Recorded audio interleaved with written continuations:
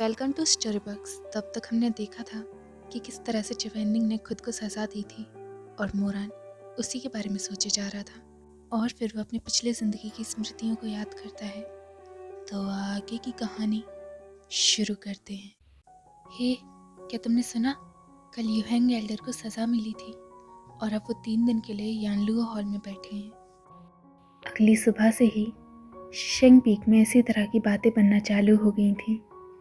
वैसे तो सारे डिसिपल्स सुबह सुबह platform of righteousness and evil में आकर मेडिटेट करते हैं, लेकिन क्योंकि वो केवल 20 साल के बच्चे ही तो थे, तो उनमें इतना पेशेंस था ही नहीं कि इतने गर्म मुद्दे पर कोई बात ही ना छेड़े। और ऐसे ही चिवेंडिंग की सज़ा की खबर शिशेंग पीक में हर एक इंसान के पास पहुंच जाती है और सबके सब बात बना रहे होते हैं। खासकर कि वो डिसिपल्स जो कल रात मौजूद थे, वो ज़रा भी नहीं हिचकिचाते और वो कहते हैं, क्या तुम्हें अब पता लग रहा है? ओह अच्छा, तुम एल्डर लुशियन के साथ वहाँ गए थे।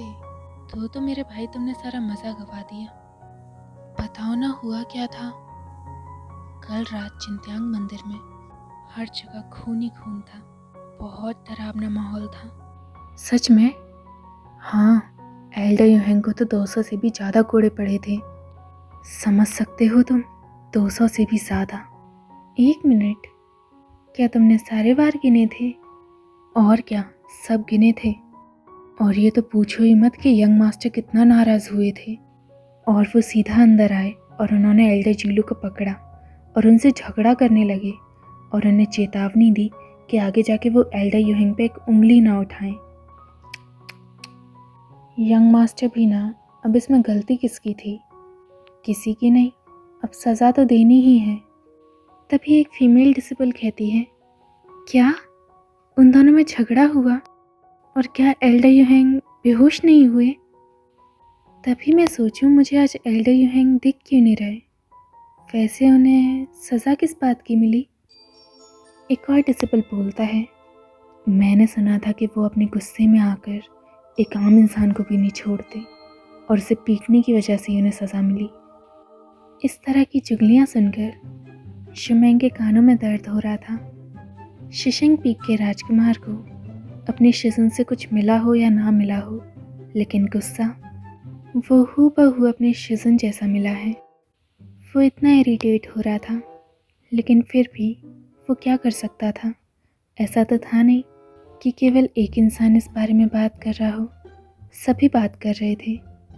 तो एक कोने में बेचारा शिशेंग जो अपना सर पकड़े हुए बैठा हुआ था, और वहीं उसके बगल में मोरान जो कि अपनी उबासियों से परेशान हो चुका था। जाहिर सी बात है, वो कल रात सो कहाँ पाया था, क्योंकि शिशेंग अपना गुस्सा कहीं नहीं निकाल पा रहा था। तो वो सीधा मोरान की ओर देखता है और कहता है, जिंदगी में दिन की शुरुआत सुबह से होती है और तुम सुबह से ही सो रहे हो, कुत्ते कहीं के। ना जाने शिजन तुम्हें क्या सिखा रहे हैं, मुझे तो समझ ही नहीं आता। मोरान अपनी नींद भरी आंखों से शिशेंग की ओर देखता है और फिर बाद में कहता है, हाँ। और फिर वो उसी के सामने ही एक लंबी सी उबासी लेता है। हाँ शिशेंग, बस बहुत हो गया। मैं शिजन की बातें सहन कर सकता हूँ क्योंकि वो मेरे शिजन हैं, लेकिन तुम हो कौन? मैं नहीं सुन रहा तुम्हारी। तुम्हारा बड़ा भाई हूँ तो एक छोटे भाई की तरह पेश आया करो, ना कि मेरे साथ ऐसी ऊल जलूल बातें करा करो। शिशेंग गुस्से में कहता है, अब मेरा भाई कुत्ता है तो मैं क्या करूं? वही तो बुलाऊंगा। मोरान हंसता है, तुम बहुत मतलबी हो। तुम्हें अपने बड़े भाई की इज्जत करनी भी नहीं आती। सोचो, जब इस बारे में शिजन को पता लगेगा तो उन्हें कैसा लगेगा, बताओ? शिशेंग चिल्लाता है, तुम्हारी हिम्मत भी कैसे हुई कि तुम शिजन को बीच में लाए, वो भी इतना सब होने के बावजूद। चलो, अब बात यहाँ आ ही गई है तो मैं इसी बारे में बात करता हूँ। जब शिजन कोर्ट ऑफ डिसिप्लिन जा रहे थे तो तुमने उन्हें रोका क्यों नहीं? मोरान कहता है, हाँ मैंग, वो शिजन है, Yuheng of the night sky, Beidou immortal, elder Yuheng. तुम्हें क्या लगता है उन्हें कौन रोक सकता है? शिशेंग गुस्से में भौरा चुका था। वो अपनी तलवार निकालता है और कहता है, तुमने मुझे क्या बुलाया? मोरान एक लंबी सी स्माइल देता है और कहता है, अच्छे बच्चे की तरह बैठ जाओ मैंग मैंग, ऐसा नहीं करते। शिमेंग चिल्लाता है, मूवी यू, मैं तुम्हें आज। वहीं शिमी जो उन दोनों के बीच बैठा हुआ था और इनकी फालतू की बकवास सुन सुन के फंस चुका था, फिर भी वो उन्हें इग्नोर करने की कोशिश करता है और अपनी किताब को पढ़ रहा होता है। और फिर 3 दिन बीत जाते हैं। चिवेनिंग की यानलू हॉल में बैठने की सज़ा पूरी हो चुकी थी और अब उसकी दूसरी सज़ा थी कि वो शिशेंग पीक के कामों में हाथ बटाएगा।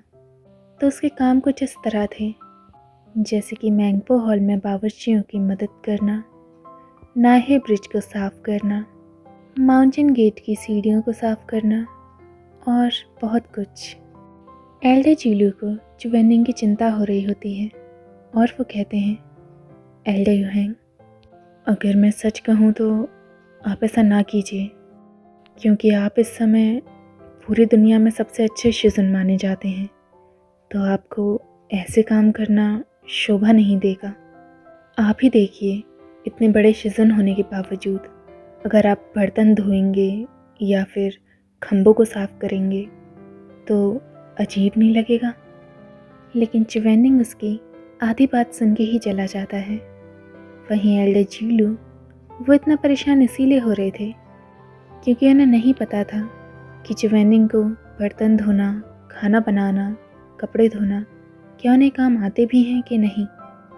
वहीं चिवेनिंग उसे खुद पर बिल्कुल भी संदेह नहीं था।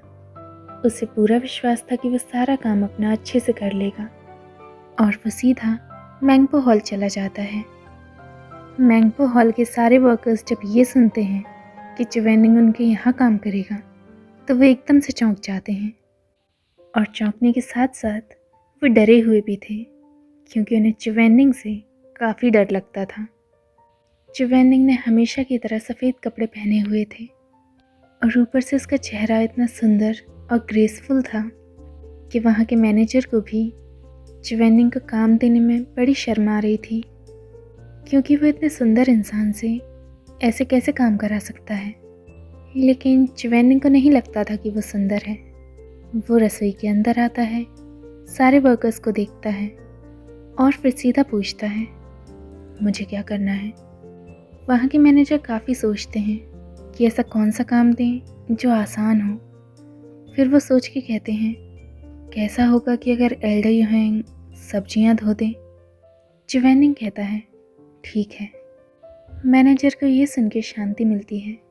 उन्हें लगता है कि चिवेनिंग को अगर ये काम करना पसंद नहीं आया तो चिवेनिंग उन्हें छोड़ेगा नहीं। और वैसे भी चिवेनिंग की ज़िंदगी इस तरह की नहीं है कि वो गंदी चीज़ों को साफ़ करे या फिर कोई थकावट भरा काम करे। और वैसे भी सब्जियां धोना इतना बड़ा काम नहीं, चिवेनिंग वो आराम से कर लेगा, ऐसा मैनेजर ने सोचा था। लेकिन होता कुछ और है। मैंगपो हॉल के सामने ही एक जलधारा थी जहाँ पर ये सब लोग सब्जियां साफ करते थे। चिवेनिंग एक डलिये में कैबेजेस लेकर आया था और वहाँ बैठकर जब वो सब्जियां धोना चालू कर रहा होता है तभी शुआंगजी एल्डर के डिसिपल्स आते हैं।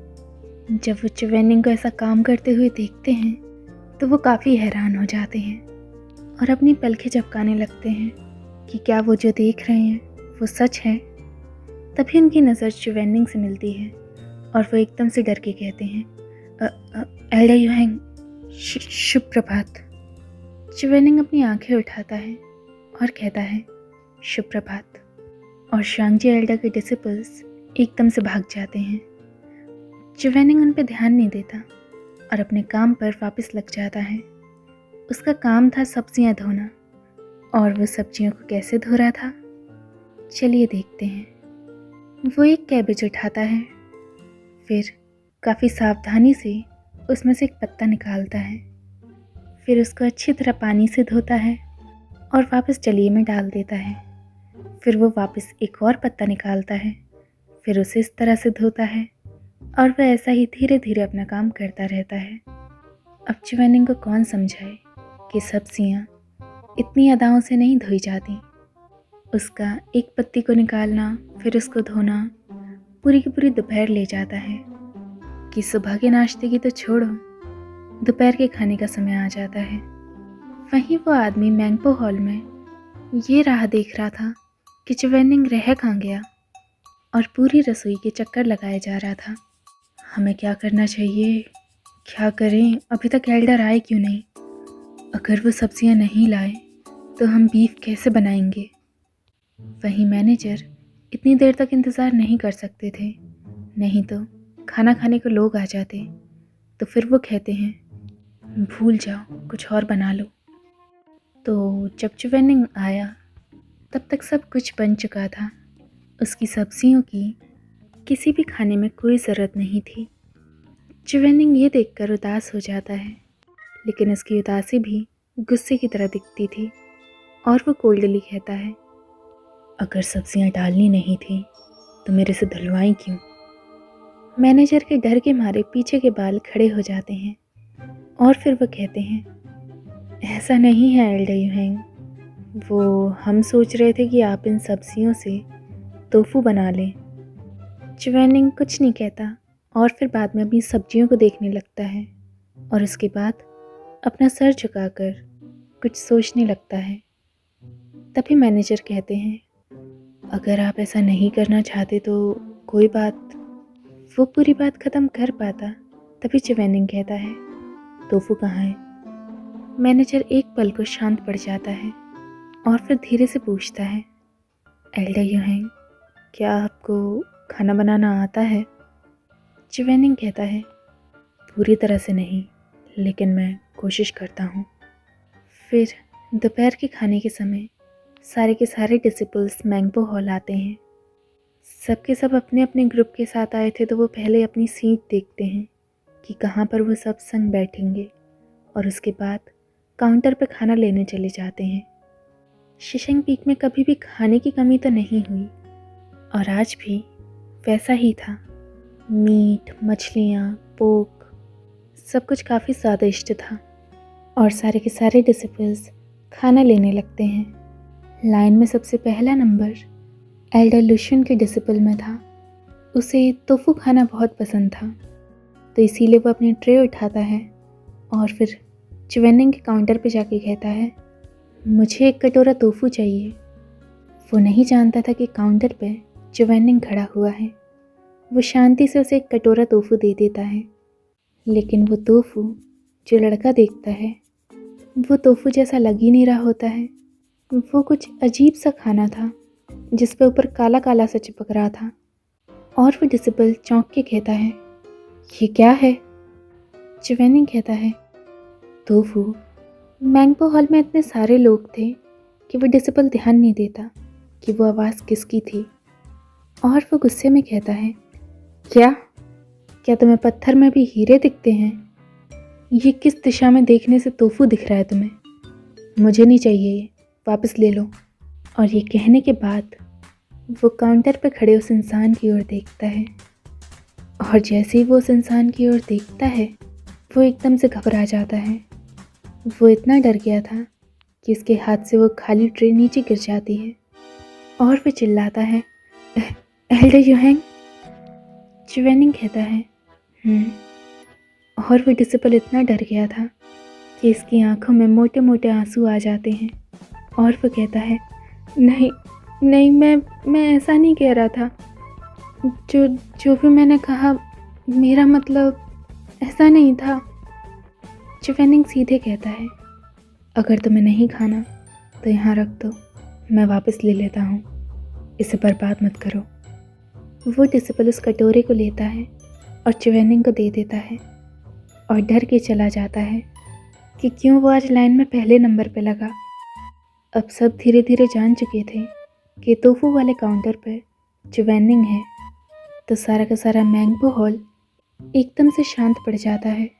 सारे डिसिपल्स जो कि हल्ला गुल्ला करते हैं वो चुपचाप पिल्लों की तरह लाइन में खड़े हुए थे और अपनी बारी आने पे सीधा अपना खाना लेते और फिर एल्डर यूहेंग के काउंटर पे पहुंचते ही वो खाना नहीं लेते, लेकिन वो उनसे नमस्ते ज़रूर करते, जैसे कि प्रणाम एल्डर यूहेंग। चिवेनिंग कहता, आपका दिन शुभ हो एल्डर यूहेंग। चिवेनिंग बोलता, तुम्हारा भी। एल्डर यूहेंग काफ़ी मेहनत कर रहे हैं। अब चिवेनिंग कुछ नहीं कहता। वो डिसिपल्स चिवेनिंग का इतना आदर कर रहे थे कि वो सारे के सारे उसे ग्रीट करके जाते हैं, तो चिवेनिंग भी उन्हें ग्रीट करता है। लेकिन उनमें से कोई भी वो तोफू का कटोरा नहीं लेता। धीरे धीरे लाइन काफ़ी छोटी हो चुकी थी।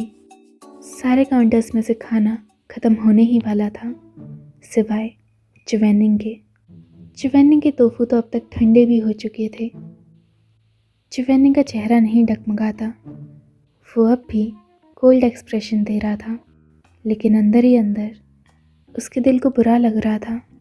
आखिरकार उसने सुबह से इन पर मेहनत करी है और कितने अच्छे से इन्हें धोया भी था।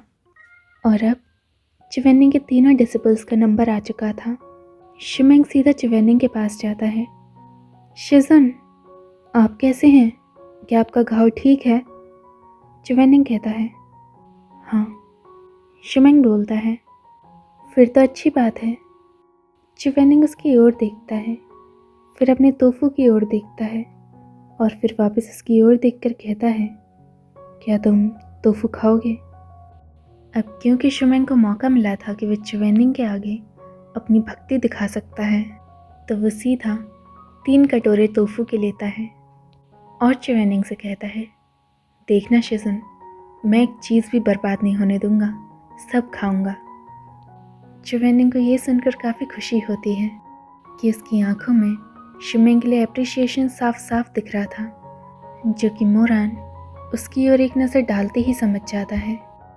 और ये देखकर उसे ज़रा सी भी खुशी नहीं होती। एम्परर ताक्शिंगजुन इस तरह की अप्रिसिएशन खुद के लिए भी चाहते थे, तो वो सीधा चिवेनिंग के पास जाते हैं और 3 कटोरे तोफू के ऑर्डर करते हैं। चिवेनिंग उसकी ओर देखता है और कहता है, तुम इतना सारा खाओगे, क्या इससे तुम्हारी तबीयत नहीं खराब होगी? मोरान और शिमेंग एक साथ बोलते हैं, 3 तो कुछ भी नहीं, अगर आप और 3 कटोरे भी दे देंगे तो हम उसे आराम से खा लेंगे। चिवेनिंग कामली कहता है, ठीक है। और वो मोरान को 6 कटोरे तोफू के देता है और कहता है, बर्बाद मत करना। मोरान भी चुप पड़ जाता है। शिमी भी कम नहीं था। वो देखता है कि ये दोनों मांग रहे हैं, तो वो भी चिवेनिंग के पास जाके कहता है, शिजन, मुझे भी 3 कटोरे तोफू के चाहिए। और चिवेनिंग की सज़ा के पहले दिन ही चिवेनिंग के तीनों डिसिपल्स फूड पॉइजनिंग के शिकार हो जाते हैं। तो इसी के साथ हमारा चैप्टर ख़त्म होता है और काफ़ी समय बाद एक ऐसा चैप्टर देखने को मिला जिसमें कोई सैड सीन नहीं था। और चिवेनिंग की क्यूटनेस देख के मेरा तो दिल खुश हो गया। आप बताना आपको कैसा लगा, और ऐसे ही आगे जानने के लिए देखते रहिए स्टोरी बक्स।